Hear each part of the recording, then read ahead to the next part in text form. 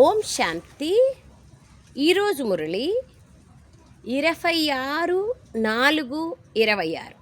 Date చాలా బాగుంది. 26/4/26 Sunday. అవ్యక్త బాబ్దాదా గారి మధుర మహావాక్యం. Revise date 31/12/2009. కొత్త సంవత్సరం సందర్భంగా 2009లో బాబా నడిపించిన మధుర మహావాక్యం. మురళి యొక్క హెడ్లైన్: కొత్త సంవత్సరంలో సర్వాత్మలకు సందేశాన్నిచ్చి బంగారు ప్రపంచాన్ని కానుకగా ఇవ్వండి. కొత్త ప్రపంచంలో ఏం చేయాలి మనము అంటే, అందరికీ ఇంకా కొంచెం సమయంలో కొత్త ప్రపంచం వచ్చేది ఉంది. భగవంతుడు వచ్చినారు, కొత్త ప్రపంచాన్ని స్థాపన చేస్తున్నారు అనే సత్య సందేశాన్ని అందరికీ చెప్పండి. అదే కానుక. అంటే ఏం జరుగుతుంది, ప్రపంచం ఎలాంటి ప్రపంచం వస్తుంది, ఇప్పుడున్న ఈ యుద్ధ వాతావరణంలో ఏం జరుగుతుంది, ఇవన్నీ అనేక problems, gas problem, petrol problem, ఇవన్నీ ప్రాబ్లమ్స్ ఉన్నాయి ఈ ప్రపంచంలో. ఏం జరుగుతుంది ఇప్పటికేది తాజాగా అనిపిస్తుంది చూడండి. కొత్త ప్రపంచాన్ని కానుకగా ఇవ్వండి. తండ్రి సమానంగా అవ్వడానికి ఆత్మాభిమానులుగా ఉండే నేచర్ని న్యాచురల్గా చేసుకోండి.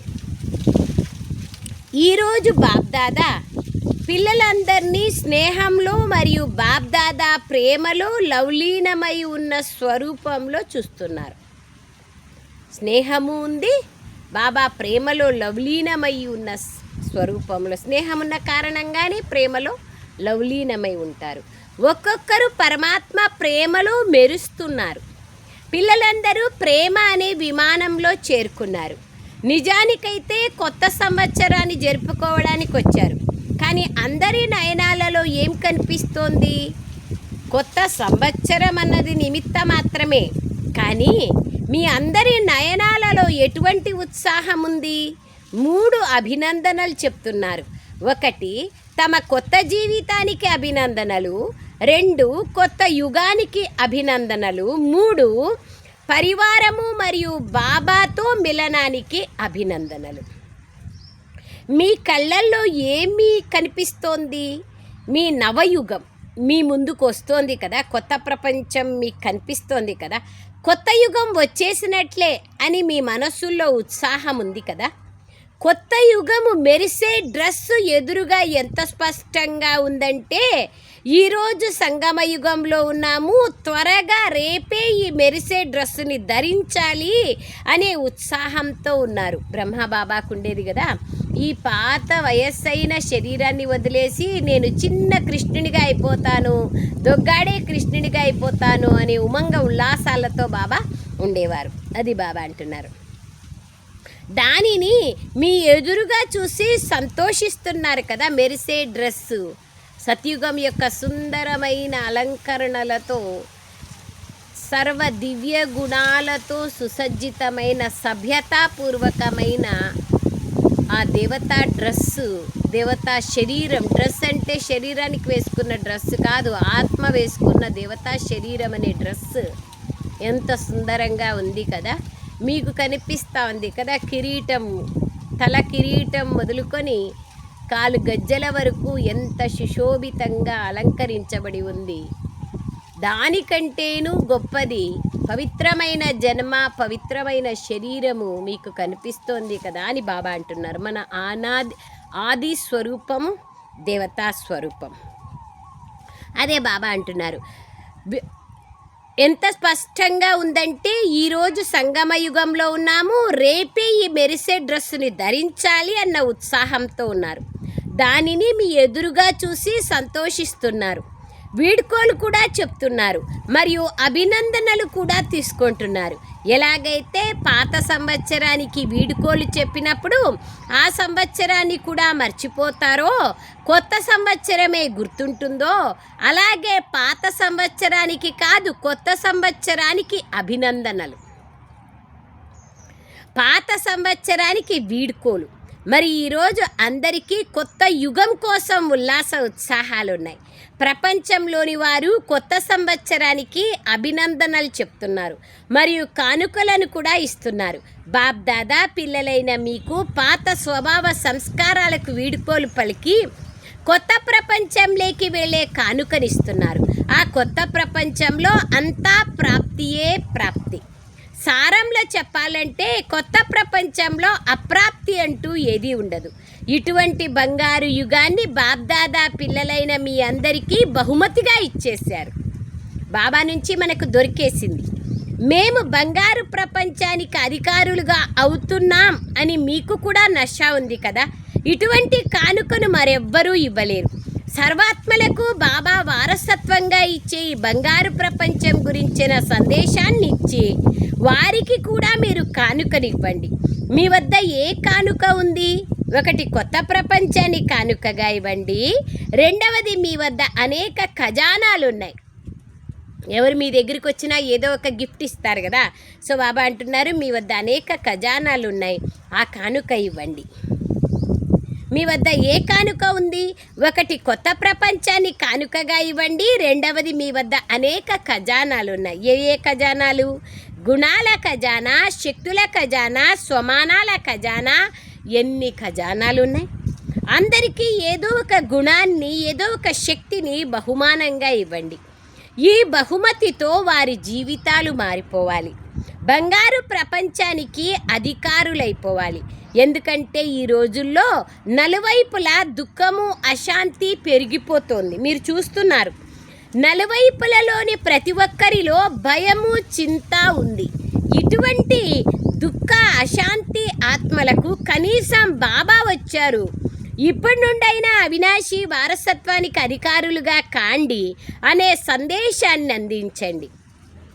ఈ సందేశాన్ని అందరికీ ఇస్తూనే ఉన్నారు. కానీ ఇప్పటికీ బాబా పిల్లలు కొంతమంది సందేశం నుండి వంచితమై ఉన్నారు. ఏది ఏమైనా అందరూ ఒక్క తండ్రి పిల్లలే కదా. మీ సోదరీ సోదరులకు ఈ సందేశం అనే కానుకను తప్పక అందించండి. ఎవ్వరూ ఉండిపోకూడదు. సేవ చేస్తున్నారు.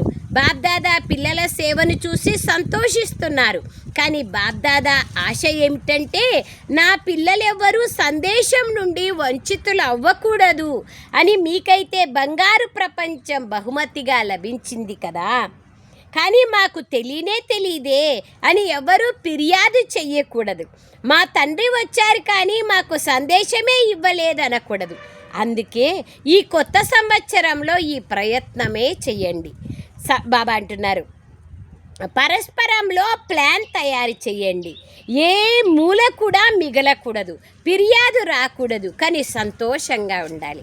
మా తండ్రి వచ్చారన్న విషయమైతే తెలియాలి.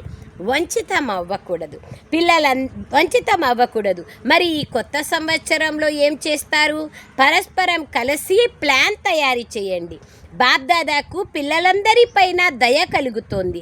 ఇప్పుడు మీరు కూడా మీ సోదరీ సోదరుల పట్ల విశేషమైన దయాహృదయము, కళ్యాణకారి స్వరూపాన్ని ధారణ చేసి అందరికీ సందేశాన్ని ఇవ్వాలి. కనీసం ఈ ఫిర్యాదునైతే ఇవ్వకూడదు.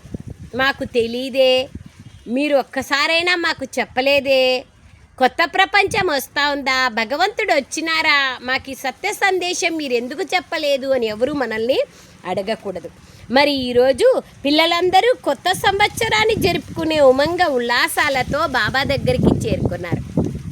బాబ్దాదా పిల్లలు ఒక్కొక్కరిని చూసి ఏ పాటను పాడుతున్నారో తెలుసు కదా. వాహ పిల్లలు వాహ్ అనే పాటను పాడుతున్నారు. ఇక్కడికి మొదటిసారిగా వచ్చిన వారితో కూడా మీరు లక్కీ పిల్లలు అని బాబా అంటారు. ఎందుకంటే సమయం సమాప్తి కంటే ముందుగానే వచ్చేశారు. ముందుగా వచ్చినందుకు అదృష్టం కదా. బాబా భాగ్యాన్ని తయారు చేసుకుంటున్నాం. కొత్త పిల్లలకు బాబ్దాదా పదమాపదమ రెట్లు లక్కీగా అయినందుకు అభినందనలు చెప్తున్నారు. ఇప్పుడు బాబ్దాదా పిల్లలందరిలో ఒక విషయాన్ని చూడాలనుకుంటున్నారు. అదేమిటో తెలుసా?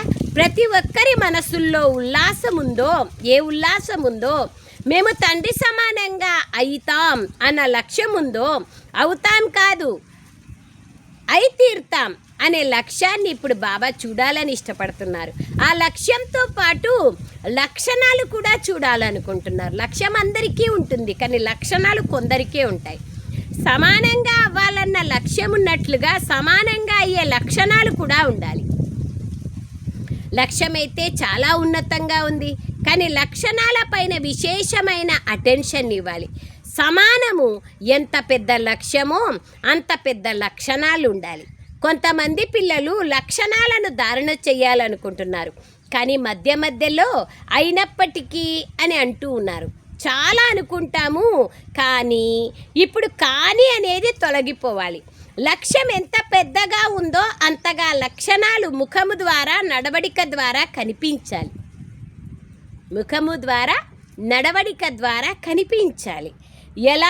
ఎలాగైతే మీరు మొదట్లో దేహాభిమానంలో ఉండేవారో, దేహాభిమానంలో ఉన్నప్పుడు దేహాభిమానం యొక్క నేచర్ న్యాచురల్గా ఉంటుందో, కులం యొక్క దేహాభిమానం, పొజిషన్ యొక్క దేహాభిమానం, అనేక రకాల దేహాభిమానం ఉంది కదా. నాకు అన్నీ వచ్చు అనే దేహాభిమానం, నాకంటే షావుకారులు ఎవ్వరూ లేరు అనేంత దేహాభిమానం, నేను చేసేదే అన్నీ రైట్ అనే దేహాభిమానం, బుద్ధి యొక్క అభిమానం, ఇవన్నీ న్యాచురల్గా ఉన్నాయో బాబా అంటున్నారు.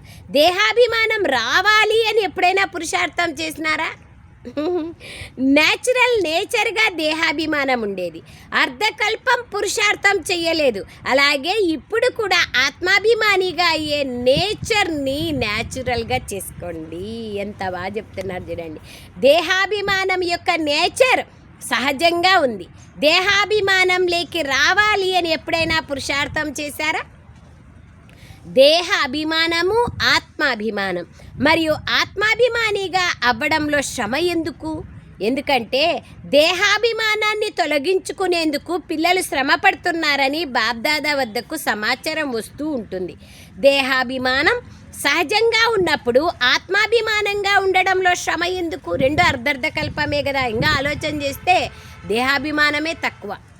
4900 బాబా బిడ్డ అయ్యేకి ముందు 4950-60 సంవత్సరాలు దేహాభిమానం. ఆత్మాభిమాని బాబా బిడ్డ అయినాక మళ్ళీ సత్యత్రేతాయుగాల్లో. కాబట్టి దేహాభిమానమే తక్కువ, దేహీ అభిమాని ఆత్మాభిమాని స్థితియే ఎక్కువ ఉండాలి కదా. అది బాబా అంటున్నారు. ఎందుకు శ్రమ? పిల్లల శ్రమ చూసి బాబ్దాదాకి ఇష్టం అనిపించదు. శ్రమ నుంచి ముక్తులు కావాలి అని ఇష్టపడుతున్నారు. మరియు న్యాచురల్ నేచర్గా చేసుకోండి. దీన్నే లక్ష్యము మరియు లక్షణాలు సమానంగా ఉండాలి అంటారు. అప్పుడు చూడండి, తండ్రి సమానంగా అవ్వడం ఎంతో సహజంగా మరియు న్యాచురల్గా అనిపిస్తుంది. బ్రహ్మబాబాని చూశారు కదా. ఇంత పెద్ద పరివారం యొక్క బాధ్యత ఉన్నప్పటికీ న్యాచురల్ నేచర్గా ఆత్మాభిమానం ఉండేది. పిల్లలపైన కూడా బాధ్యత ఉంది, కానీ బ్రహ్మబాబా బాధ్యత ముందు ఆ బాధ్యత ఎంతటిది?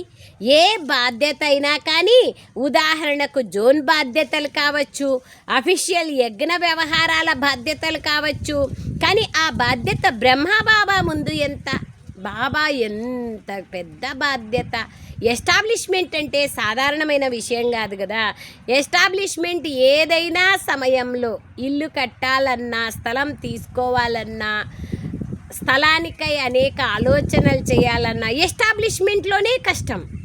అంతా తయారైపోయినాక వచ్చి కూర్చొని చేసేది ఏమంత పెద్ద సంగతి కాదు.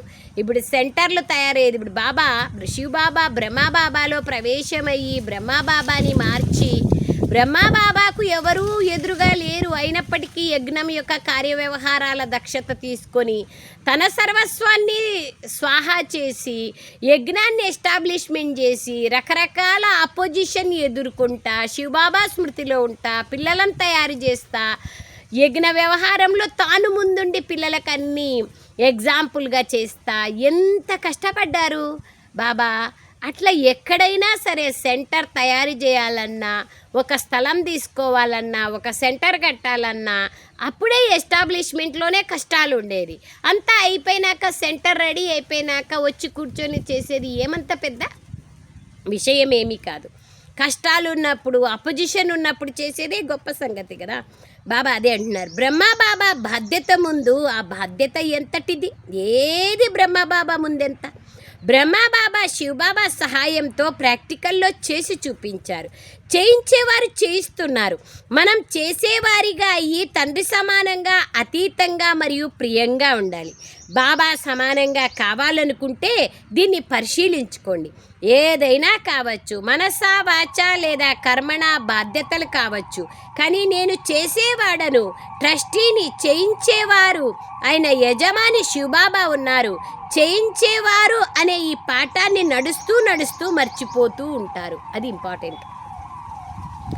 అందుకే గవర్నమెంట్ ఆఫ్ ఇండియా వైపు నుంచి అడ్మినిస్ట్రేటర్స్ యొక్క కార్యక్రమంలో విశేషంగా కర్మయోగి లైఫ్ అనేటువంటిది ఒక థీమ్ తీసుకొని ఆ ప్రాజెక్ట్ నడుస్తోంది. మొత్తం అన్ని ఆఫీసెస్లోనూ కర్మయోగి లైఫ్ని ఎలా లీడ్ చేయాలనే విషయాలను చెప్పడం జరుగుతుంది. బాబా అంటున్నారు, ఈ పాఠాన్ని నడుస్తూ నడుస్తూ మర్చిపోతూ ఉంటారు చేసి చేయించేవారు బాబా అనేది. కావున లక్ష్యాన్ని మరియు లక్షణాలను సమానంగా చేసుకోవాలి. ఇప్పుడు పాత ప్రపంచానికి వీడ్కోలు ఇవ్వడంతో పాటు ఈ లక్ష్యాన్ని లక్షణంలోకి తీసుకురావాలి. కొత్త సంవత్సరంలో కొత్త విషయాలు ఏం చెయ్యను, మాయ వచ్చేస్తోంది అనుకోవడం లేదు. ఇటువంటి మాటలు లేదా సంకల్పాలు పాత సంవత్సరంతో పాటు వీడ్కోలు ఇచ్చేయండి. కేవలం సంవత్సరానికి వీడ్కోలు ఇవ్వకండి. మాయ కూడా బాబ్దాదా వద్దకు వస్తోంది. ఏమని చెప్తోంది? అనేక సార్లు వినిపించాను కదా. వచ్చి ఏమని అంటోంది? నేను వెళ్ళే సమయం దగ్గర పడింది అని నేను అనుకుంటున్నాను, కానీ కొంతమంది పిల్లలు నన్ను ఆహ్వానిస్తున్నారు, నేనేం చేసేది? మరి ఈరోజు వీడ్కోలుతో పాటు మాయ యొక్క భిన్న భిన్న రూపాలకు కూడా వీడ్కోలు ఇవ్వండి. సోమర్తనము, నిర్లక్ష్యము, వీటన్నింటికి ధైర్యం ఉందా? చేతులెత్తండి. వీడ్కోలు చెప్పే ధైర్యం ఉందా? వెనకున్న వారికి ధైర్యం ఉందా? ధైర్యం ఉన్నవారు చేతులెత్తండి.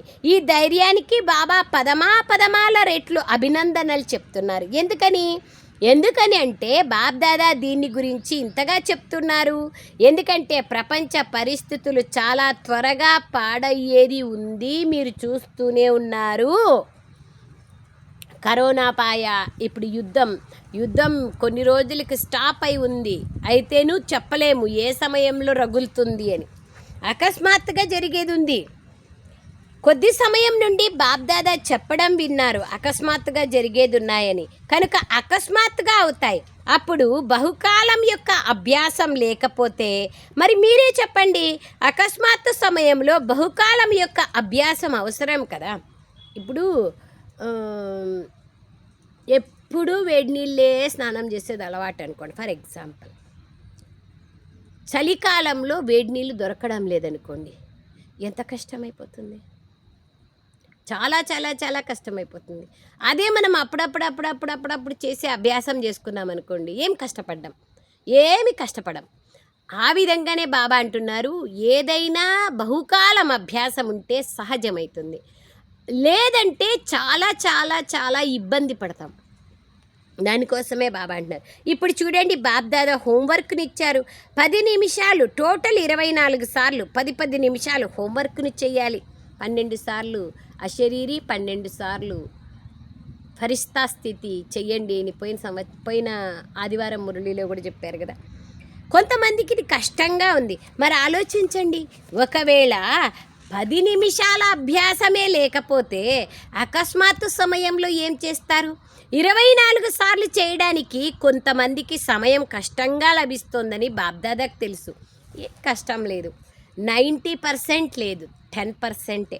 కానీ 10 నిమిషాలు ఒకే స్మృతిలో ఎప్పుడు కావాలంటే అప్పుడు, ఎలా కావాలంటే అలా చెయ్యగలరా అని బాబ్దాదా ట్రయల్ చేశారు. ఇప్పుడు కూడా 10 నిమిషాలే చెయ్యండి అని చెప్పడం లేదు. 10 నిమిషాలు వీలు కాకపోతే ఎవరికి వీలవుతుందో వారు చెయ్యండి. ఒకవేళ వీలు కాకపోతే 5, 6, 7 ఆ విధంగా ఎంత నిమిషాలు పెంచుకుంటారో అంతగా ట్రయల్ చేయండి. స్వయంగా బాబ్దాదా ఈ విషయాన్ని చెప్తున్నారు. ఇందులో అటువంటిదేమీ లేదు. మనకు రెడీ కావాలని చెప్తున్నారు కానీ, అంతేగాని ఇంక వేరేదేం లేదు. ఒకవేళ 10 నిమిషాలు ఎక్కువ సమయం అనుకుంటే 8, 9, 5, 6 చెయ్యండి. ఎందుకంటే బహుకాలం యొక్క వరదానాన్ని ఇప్పుడు ప్రాక్టికల్లోకి తీసుకురండి. ఇప్పుడు కూడా బహుకాలం యొక్క అభ్యాసం లేకపోతే బహుకాలం వర్తమాన పురుషార్థ ప్రాప్తిలో బహుకాలం యొక్క అభ్యాసం దేంట్లో వర్తమాన పురుషార్థపు ప్రాప్తిలో, అర్ధకల్పం బహుకాలంలోనూ తేడా వస్తుంది. ఇప్పుడు తేడా వస్తుంది, సత్య త్రేతాయుగాలలోనూ తేడా వస్తుంది. ప్రాప్తి పురుషార్థంలోనే ఇంకా ఉంటే ప్రాప్తి యొక్క సుఖాన్ని, ప్రాప్తి యొక్క ఆనందాన్ని ఎప్పుడు అనుభవం చేస్తారు? అది బాబా అంటున్నారు. ఒకవేళ అందరూ తక్కువ సమయం ఇచ్చినట్లయితే ఎంత వీలైతే అంతనే చెయ్యండి అని బాబ్దాదా చెప్తున్నారు. 5 నిమిషాల కన్నా ఎక్కువ చెయ్యండి, కానీ 10 నిమిషాలు వీలు కాలేదంటే 7, 8, 5, 6 బాబా చూడండి ఎట్లా చెప్తున్నారు. ఎటువంటి సమయం వస్తుందంటే మీరు స్వయానికి మరియు విశ్వానికి కూడా కిరణాలు ఇవ్వాల్సి ఉంటుంది. ఇప్పుడు టైం వచ్చేసింది కదా, ఎందుకంటే ఇప్పటి బహుకాలం యొక్క భవిష్యత్తుకు ఆధారము, ఇప్పటి బహుకాలం యొక్క అభ్యాసం భవిష్యత్తుకు ఆధారం. సరేనా? కష్టంగా ఉందా? ఏమీ పర్వాలేదు, ఇప్పుడు ఇక ఏమీ కాదు. బాబాకు వినిపించి మంచి పని చేశారు.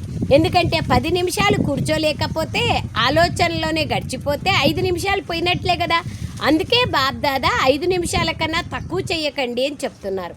ఎంతగా పెంచుకోగలుగుతారో అంత పెంచుకోండి. సరేనా? స్పష్టమైందా? ఎందుకంటే బాబ్దాదా ప్రతి ఒక్కరిని ఎంతో శ్రేష్ఠ స్వరూపంలో చూడాలని ఇష్టపడుతున్నారు. ఇందుకు గుర్తుగా బాబ్దాదా అందరికీ ఎన్ని స్వమానాలు ఇచ్చారు?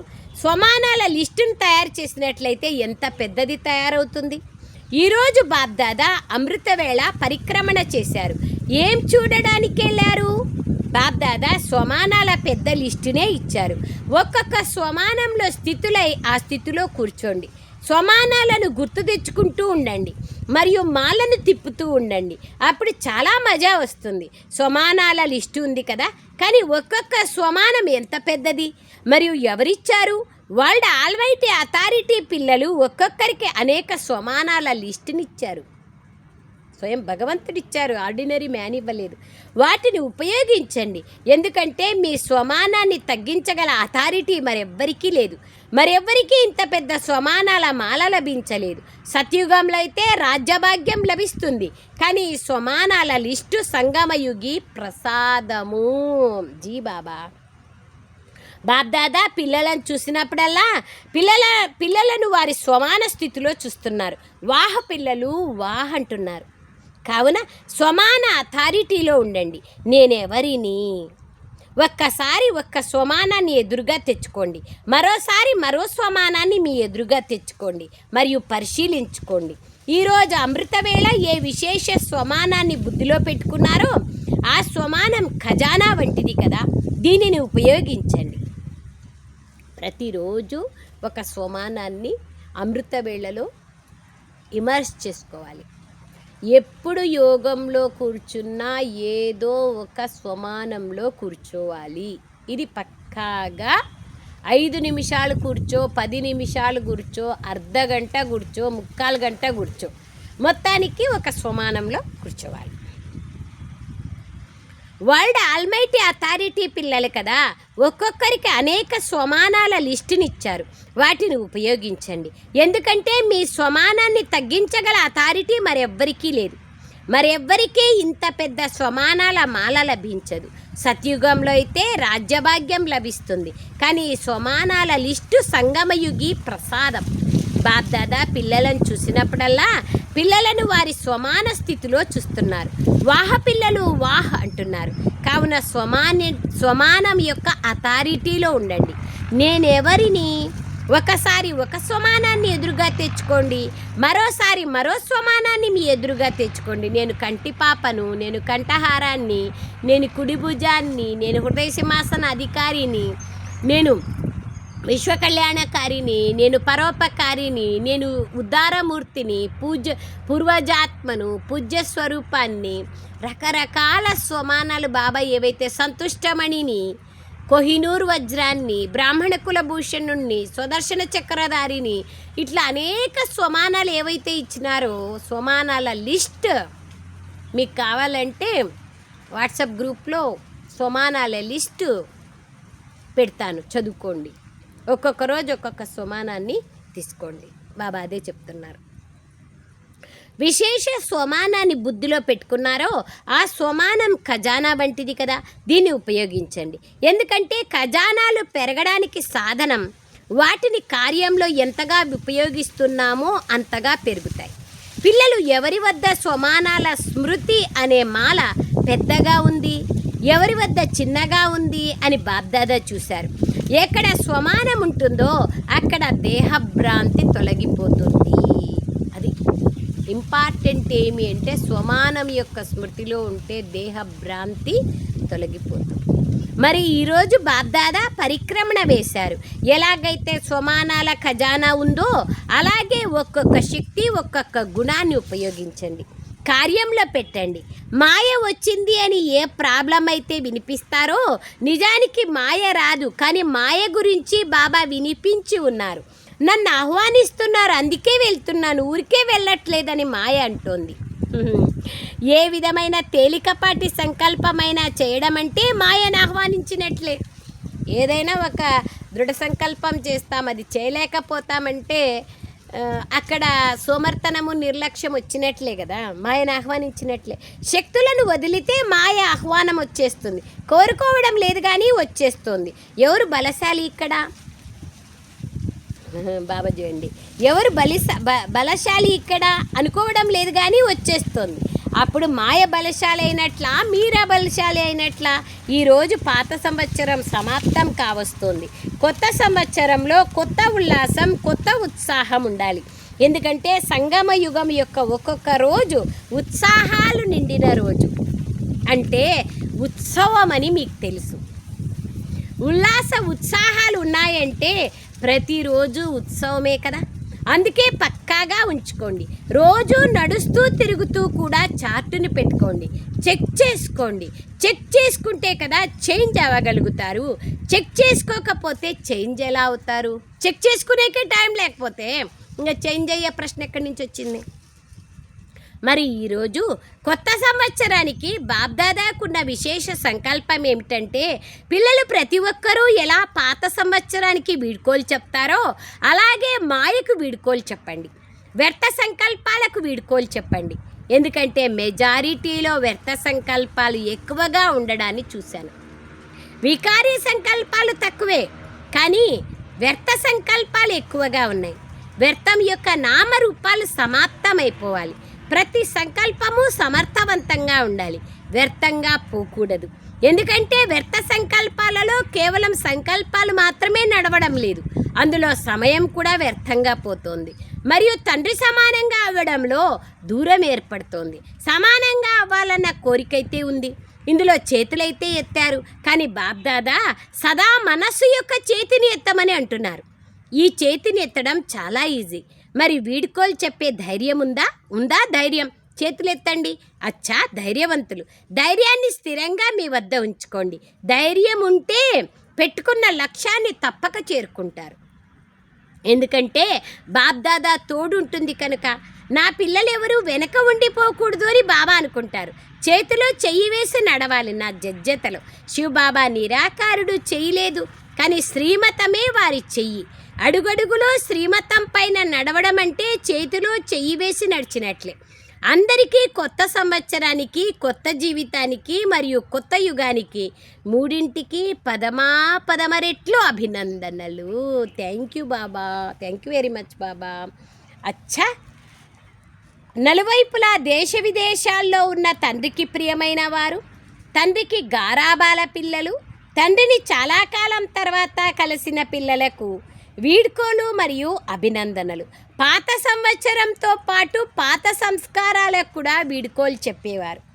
పాత స్వభావానికి కూడా వీడ్కోలు చెప్పే మహావీరులైన పిల్లలకు ప్రతి అడుగులో పదమాల సంపాదనను జమ చేసుకునే వారికి, బాబ్దాదా ఇచ్చే స్వమానాల స్థితిలో ఉండి అనుభవం చేసుకునే వారికి, ప్రతి ఒక్కరిని బాబా ఎలా చూస్తున్నారంటే పిల్లలు ఒక్కొక్కరు 21 జన్మలకు వారసత్వానికి అధికారులు. పూర్తి కల్పంలో 21 జన్మలకు అధికారులుగా అవ్వడం మీకు మాత్రమే లభిస్తుంది. ఇటువంటి శ్రేష్ఠ అధికారి పిల్లలకు బాబ్దాదా తండ్రి, టీచర్ మరియు గురువు రూపంలో 3 రూపాలలోనూ ప్రియ స్మృతులు మరియు నమస్తే చెప్తున్నారు. తండ్రి, టీచర్ మరియు గురువు. మనమందరూ కూడా బాబ్దాదాకి చాలా చాలా ధన్యవాదాలు మరియు శుక్రియా చెప్తాం. బాబా నమస్తే చెప్తాం. తండ్రి టీచరు గురు కుటుంబంలో చెప్తున్నారు. हम रूहानी बच्चों की रूहानी माता पिता बाप दादा को याद प्यार गुड मॉर्निंग और नमस्ते नमस्ते नमस्ते. టీచర్ కి నమస్తే, తండ్రికి నమస్తే, గురువుకి నమస్తే, బాబా నమస్తే. తండ్రి వరదానం: సేవ లేక పురుషార్థంలో సఫలతను ప్రాప్తించుకునే డబల్ కిరీటదారులుగా కండి. సంగమ యుగంలో సదా స్వయంని డబల్ కిరీటదారులుగా భావిస్తూ నడుచుకోండి. ఒకటేమో ప్రకాశ కిరీటం అనగా పవిత్రత యొక్క కిరీటం, రెండవది బాధ్యతా కిరీటం. పవిత్రత మరియు శక్తి, ప్రకాశము మరియు శక్తి యొక్క కిరీటం ధారణ చేసేవారిలో డబల్ ఫోర్స్ సదా నిలిచి ఉంటుంది. పవిత్రత మరియు శక్తి రెండూ ఉండాలి. ఇటువంటి డబల్ ఫోర్స్ గల ఆత్మలు సదా శక్తిశాలిగా ఉంటారు. వారికి సేవలో పురుషార్థంలో సదా సఫలత ప్రాప్తిస్తుంది. స్లోగన్: దివ్య గుణాల ఆధారం పైన ఆలోచనలు, మాటలు మరియు కర్మలను ఆచరించడమే దివ్యత్వం. దివ్య గుణాల ఆధారంగా ఆలోచనలు ఉండాలి, మాటలు ఉండాలి, కర్మలు ఉండాలి. దాన్ని ఆచరించేదే దివ్యత్వం. అవ్యక్త సూచన: మహానులుగా అయ్యేందుకు మధురత మరియు నమ్రత గుణాలను ధారణ చేయండి. ఈ నెల శీర్షిక అయితే నెల అయిపోతుంది, కొత్త శీర్షిక వస్తుంది. కానీ మనలో మధురత నమ్రత ఎంత వచ్చింది చూసుకోవాలి. ఈరోజు విషయం: ఏ వస్తువునైనా ముందు వేడి చేసి దాన్ని మెత్తగా చేయాల్సి ఉంటుంది, మోల్డ్ చేయాల్సి ఉంటుంది. ఇక్కడ కూడా శక్తి రూపం అనేది వేడితనము మరియు నమ్రత అనేది స్నేహం అనేది మెత్తదనం. దీనివల్ల ప్రతి ఆత్మ పట్ల స్నేహం కలుగుతుంది. వారే నమ్రచిత్తులుగా ఉండగలరు. స్నేహం లేకపోతే దయాహృదయులుగా అవ్వలేరు. నమ్రచిత్తత కూడా ఉండదు. శక్తి రూపంలో యజమాని స్థితి ఉంటుంది మరియు నమ్రత రూపంలో సేవాగుణం ఉంటుంది. కనుక ఎప్పుడైతే ఈ వేడితనము మరియు మెత్తదనము రెండూ ఉంటాయో అప్పుడు ప్రతి విషయంలో మోల్డ్ అవ్వగలరు, మారగలరు. అచ్చా. ఓం శాంతి. Thank you Baba. Thank you very much తండ్రి.